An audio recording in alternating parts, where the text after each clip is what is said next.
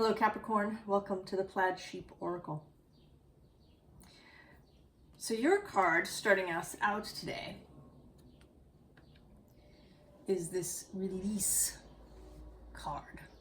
Now I don't believe this is actually about releasing in the sense that this card seems to be, right? Like that something has died and you need to let it go and move on. Right? That's usually what we mean when we talk about releasing in sort of spiritual conversation. But today I think that it's about releasing the mooring clamps. Right? Releasing anything that is sort of keeping you from taking the next step. And this might be, right? Of course, everything does, right? Have mental and emotional components. But there's also a kind of a feeling of practicality as well in this.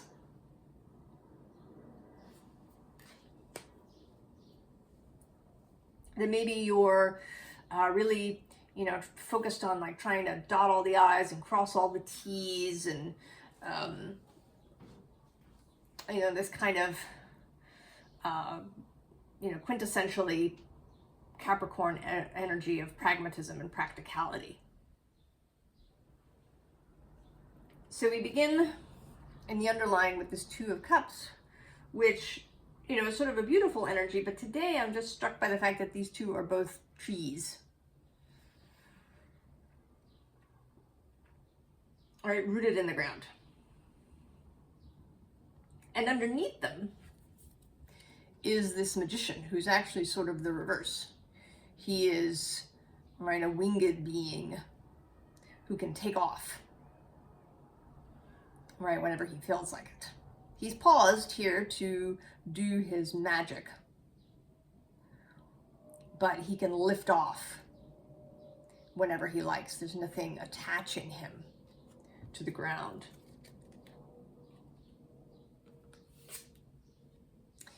And we do have this Eight of Swords.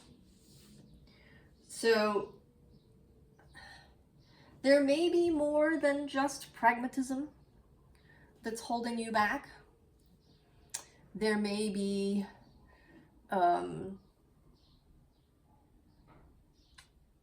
sort of mental perseveration or some fears that are coming up.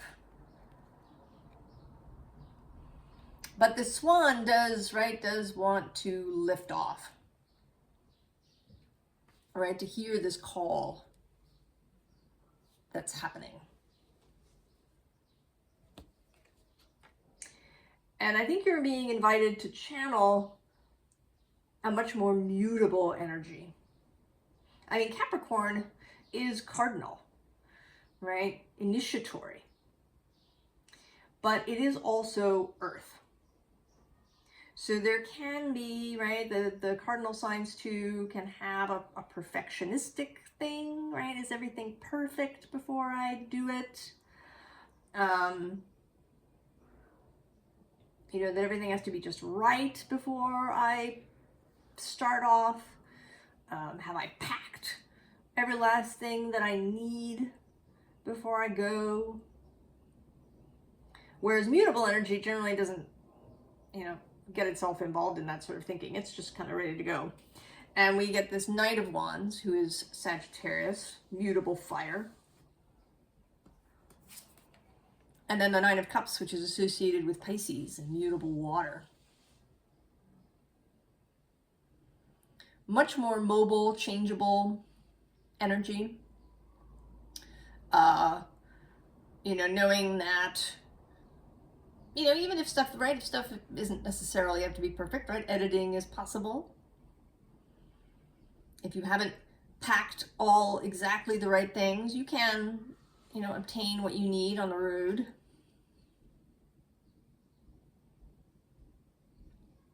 Right? Mutability also knows that circumstances change. Right? That the best laid plans may get changed, right? Once you have contact with the road, once you have contact with what's happening, all of that prior sort of planning and eye-dotting may turn out to have been not necessary, or we'll have to change anyway. So let's just go. You know, we've got most of what we need. We're feeling pretty good. We have an end goal in sight, right? Kind of a vision of what it is, or where we want to go. So let's just go. And that is actually, right, this Nine of Cups is also about emotional sovereignty, right? Emotional maturity, being able to manage your emotions for yourself.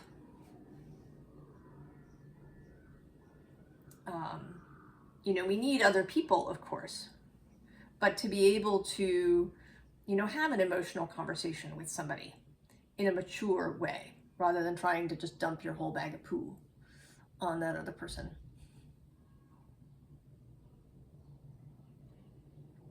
Right. So emotional maturity and capability. And it's also, for many, the wish card. Right? Wishes fulfilled. All the cups filled.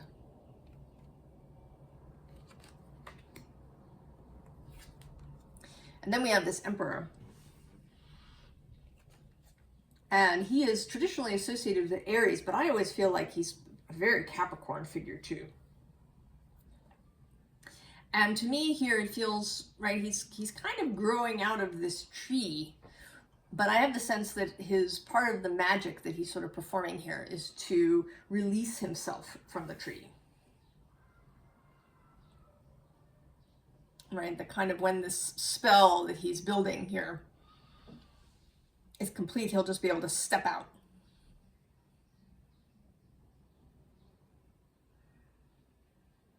Because the Emperor is also, right, about being fully capable and being mature. Knowing when to move and when not. Knowing that he has the skills, the experience, the ability to deal with whatever is ahead of him. Right? He knows that things are changeable, that new processes, new choices will have to be made as he goes along, but he is fully confident in his ability to do all of that.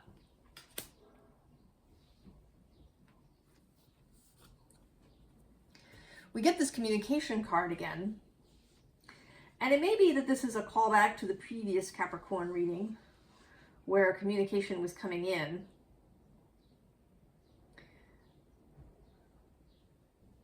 But it may also be, kind of really clearing your own internal lines of communication,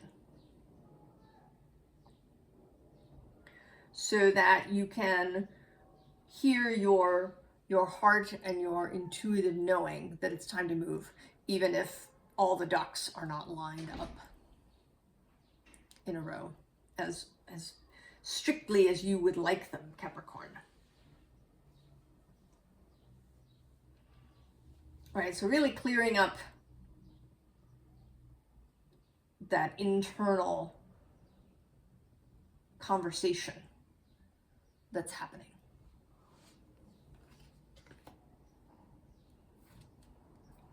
And of course the owl, right? Wisdom, knowing, confidence in one's own ability to see and understand.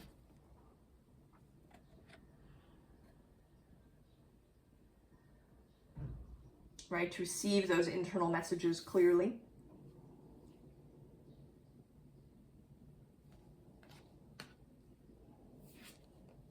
And then movement. Time to go. I mean, I absolutely would never want to say to you, Capricorn, you must go. That is absolutely your choice. And I don't know where you are on this little journey that we're having here. But if your internal voice is saying go, then go.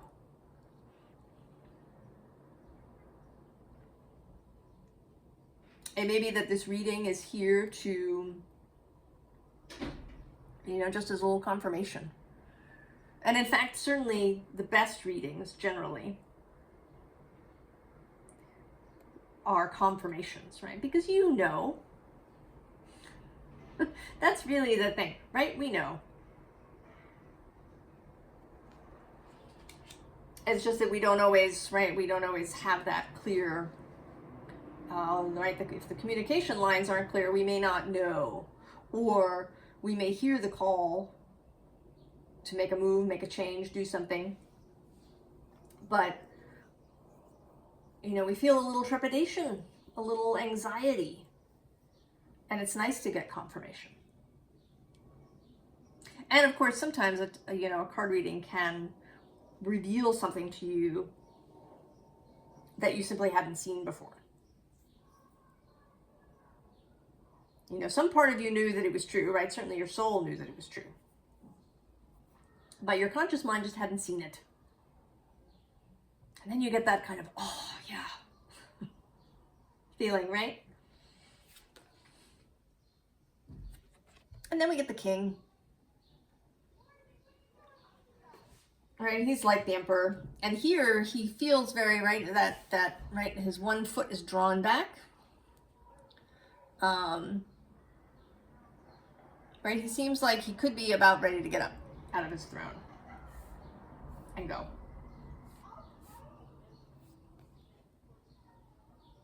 All right, time to act.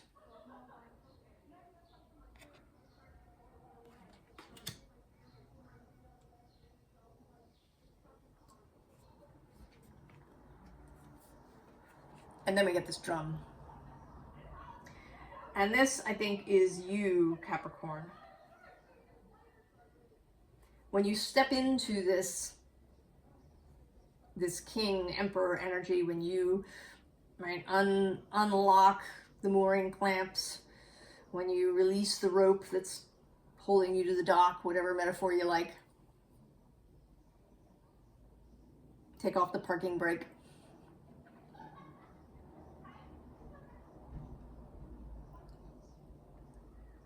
Then you initiate, right? This drum energy is, right, the conjuring, the call, the signal that you are moving. Right, you're calling in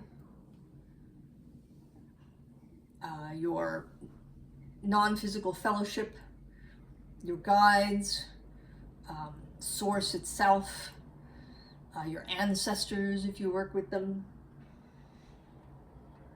all the energies, the Fae people, anybody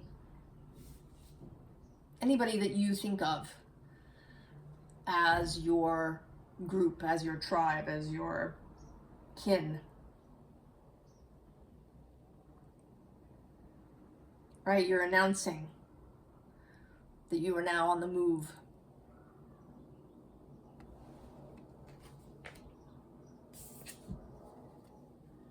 And then this completion today is coming up sort of not as completion exactly, but as the completion of a spell.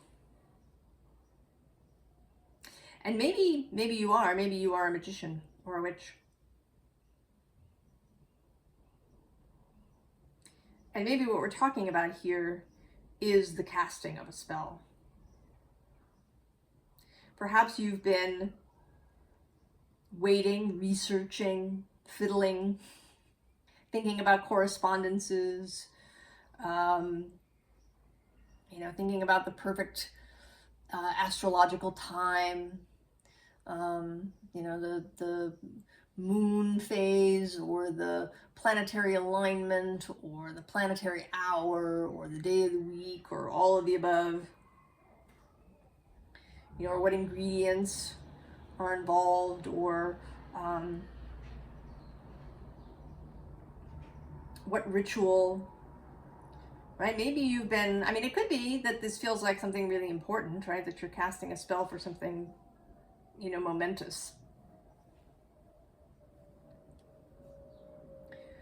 But there too, I think the best spells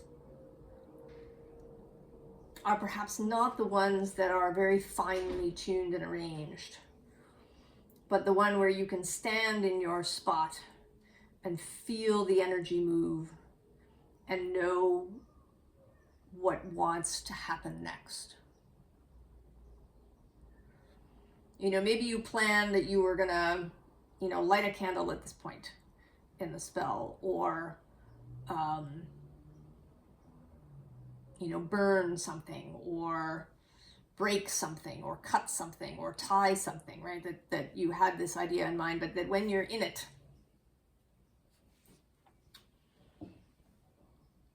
maybe you get the idea to do something else, right? The feeling, the notion, that is where the power comes in.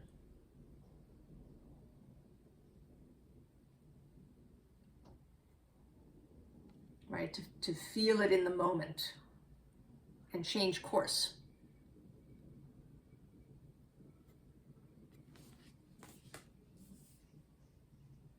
Because I really think, I think that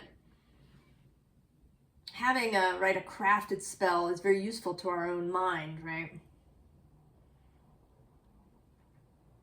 Right, it helps us get into the space, to get into the energy, to feel confident that we won't, you know, suddenly have to pause in the middle. But I think that spirit, right, and source and the energies aren't all that concerned about that. I mean, I think they enjoy it.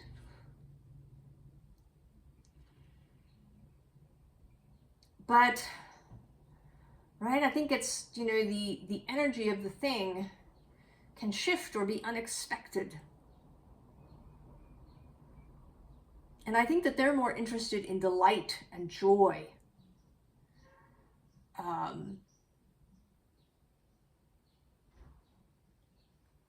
And playfulness.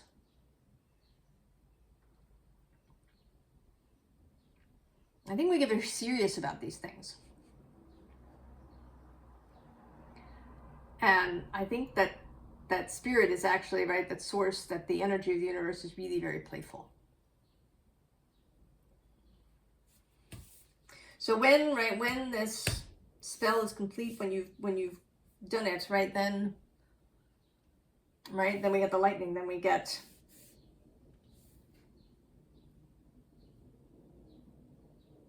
the movement, the change, the shift. And it may be that this spell that you're casting is actually kind of something that you're casting on yourself.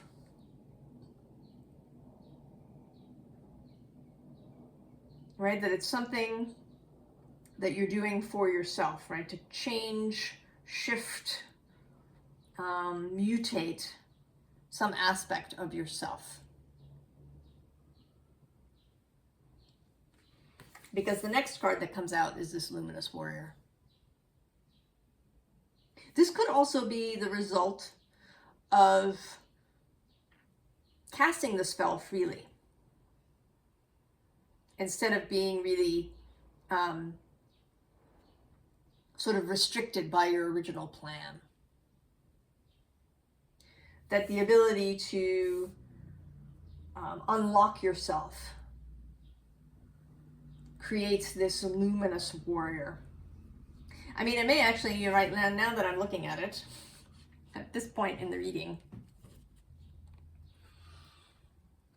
So we start with this emperor who is still kind of attached at the feet. And then we move to this king who is fully free to move. He seems, he's about ready to get up out of his throne. And then we have the Luminous Warrior. Right? He is fully mobile.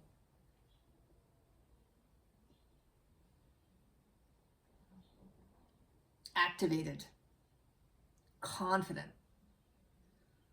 Moving in the light of his own soul and source. Luminous because of his heart fire.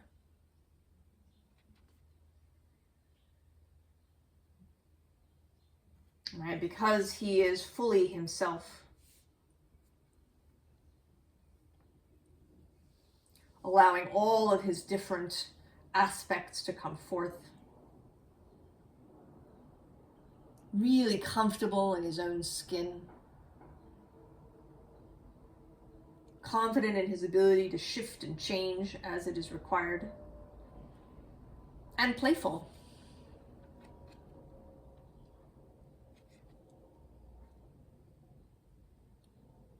Right? Luminous, glowing.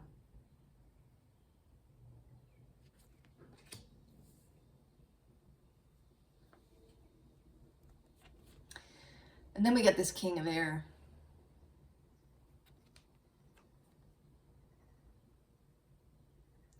And I don't actually think this is you.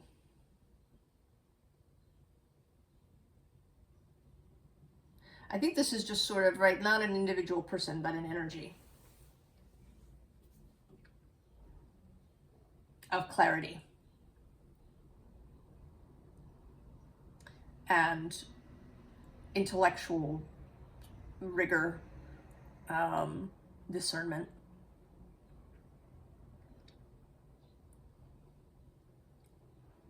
That, right, this will be the atmosphere that you move in. And actually, and then underneath that is the Nine of Cups, the Nine of Water repeated.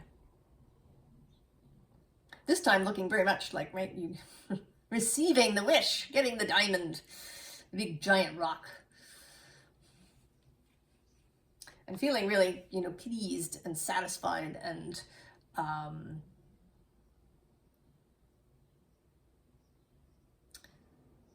grateful and appreciative of that.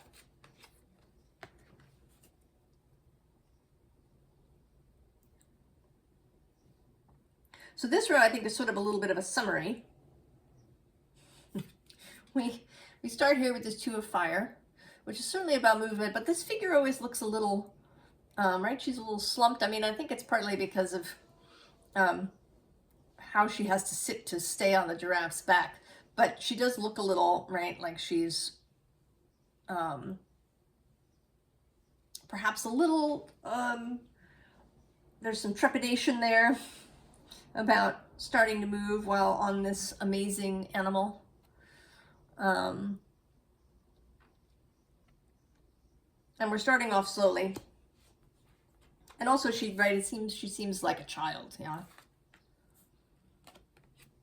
But then we move to this Chariot energy. Fully grown up, fully in control, ready to go, like properly. All right, we've got the outfit. The horses are ready to move. Solid. And then love,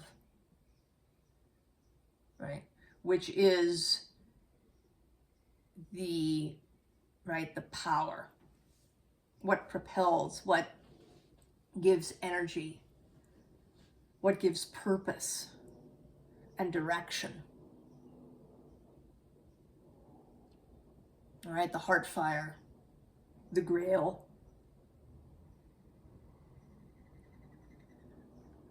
That we have within us. And in a theme that I think has been coming up throughout all the readings, there's sort of a combination, right, of kind of spirit and body, right? And you could say, you could go either way, right? That the animal, right, this lion represents, right, the body, the earthiness, and that she's sort of spirit with her diaphanous gown. Or it could be the other way around for you, right? That the lion represents spirit and this person is the sort of human aspect of ourselves. So really becoming integrated. Human mind, this point of focus that has been created, this human self that encompasses, right, that the ego is part of that. All of those fun shadow aspects that we have. Integrating with the soul self that knows that we are, right, a point of focus of source energy, the all that is. That power, that knowing, that wisdom, that experience, that capability is all within us. And moving through the world knowing that. So now advice. Light the match. Go. Right? Even if things aren't necessarily lined up, if that internal voice says go, then go. You know, maybe you don't cast the spell on the exact day that you meant to. Right? Maybe you meant to do it on Venus's day and Venus's hour. You know, in some particular spot somewhere with some particular herb. And you just improvise instead. You know, you do it on Wednesday instead. You know, or what is in the hour of the sun. And maybe you find a completely different flower as you're walking to your magical site that calls to you and says, I want to be part of this.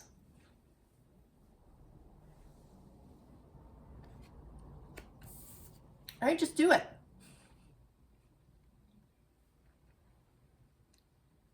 Go ahead and go.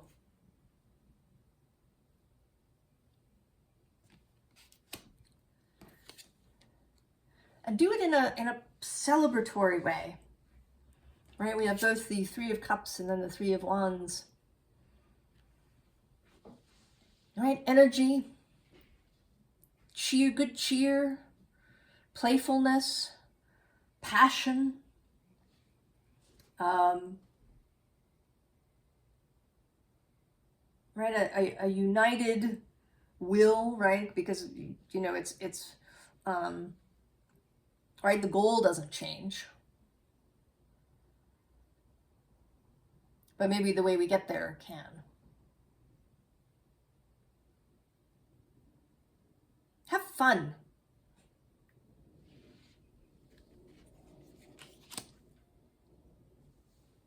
Have fun, Capricorn.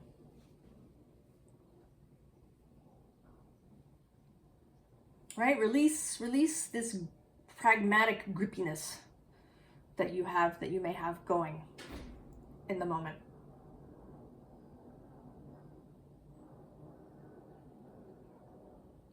I'm excited for you, Capricorn. I think that you could have a lot of fun in this energy.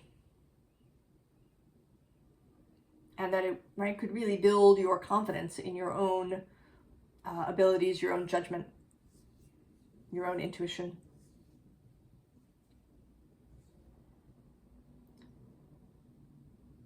I wish you the very best, Capricorn. And I will see you next time. So long.